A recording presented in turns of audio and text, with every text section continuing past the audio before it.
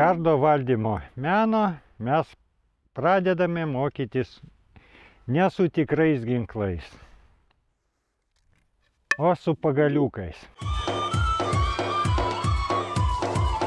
Paimam tokio diametro maždaug pagalį, atpjaunam taip, kad ištiesus ranką jis nesiektų žemės.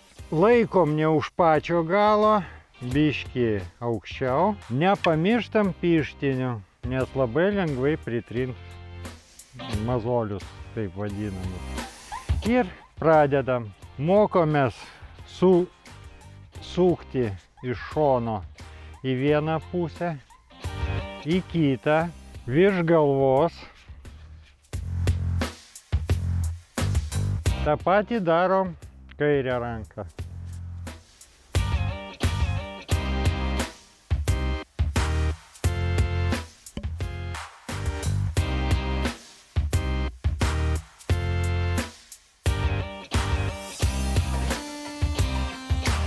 Kada išvystysim sąnarius ir išmoksim valdyti įrankio inerciją, galima jau pradėti mokytis kažkokių sunkesnių elementų. Šiam kartui tiek.